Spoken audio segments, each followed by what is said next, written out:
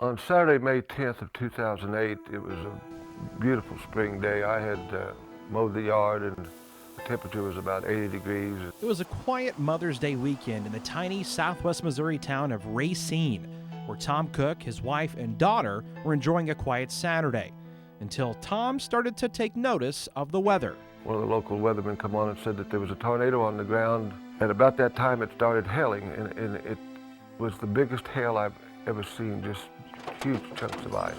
I knew something was up then. I knew something was unusual. What Tom didn't know was that an EF4 tornado just tore apart Pitra, Oklahoma, and was headed right for his family. It got dark then, and the hail was hailing harder, and I thought, well, I'm going to definitely have some roof damage.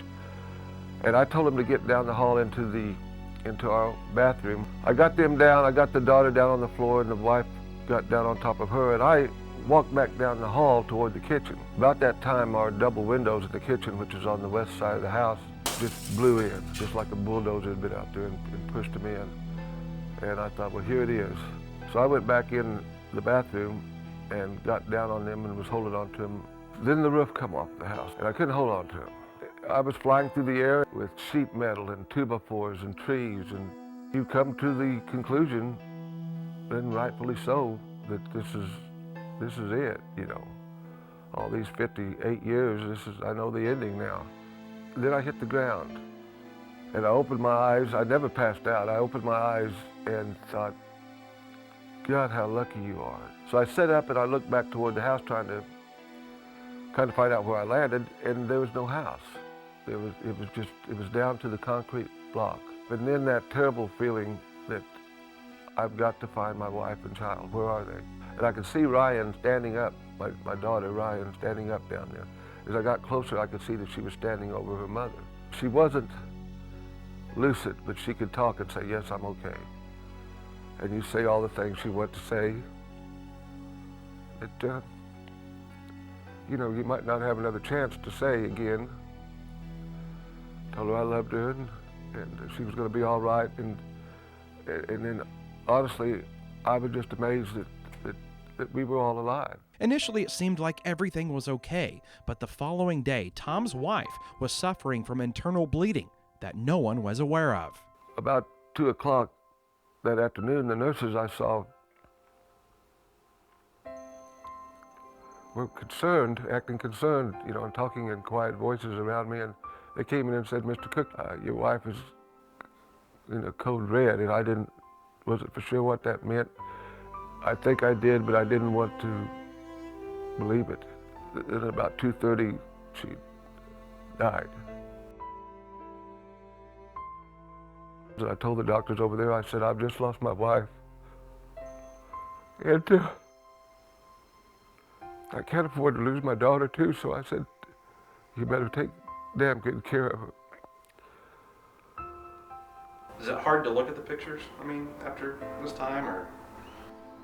No, just this one. These are just things, they don't mean nothing. I mean, you get hardened to feel anything. The first thing I had to do was I wasn't going to subject my daughter or me to a situation like that again. Tom decided to buy a storm shelter. But everybody said, you've done your time in the barrel. The odds of you being hit again is astronomical, and you're kind of foolish for spending that money. But Tom was about to go through it all over again because he moved to a town just 15 miles to the north. At about 5:30, the sirens went off. And Ryan and I, we had practiced this. We grabbed our billfolds and cell phones and things like that. The storm was so wide you couldn't delineate a funnel. It was just a big black cloud coming in. The second siren went off. Well, this time it went off one time, and the siren I knew was about 2 blocks west of me. And usually it cycles 3 or 4 times and dies down. Well, this went off once and it was gone. And I took off for a run for the safe. And I got the door shut, and that's when it hit. Oh, it's getting big. Another tornado, this time an EF5 with winds of 200 miles per hour, was ripping apart the Cook family home. I told Ryan maybe it's just damaged the house and it won't be as bad. But then you hear the raindrops on the roofs of the metal safe, and you know it's done it again. Then everything's gone again. But I did open the door opened east towards St. John's Hospital. In the normal times, you wouldn't have been able to see it for the houses and the trees, but there it was, just stark. This huge building that was just destroyed. Everything was flattened between me and the hospital and on each side. The metal safe was all that was there. Everything was destroyed around the Cooks' home. They had now survived 2 tornadoes, but this time, things were different.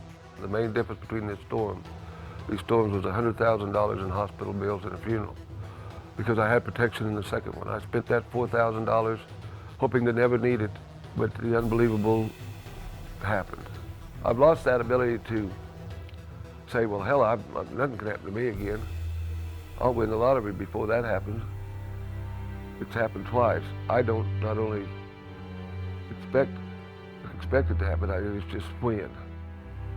And if I can get to that safe, I know that I'll have a real good chance of surviving it. It's just, me and the kid can't go through that no more.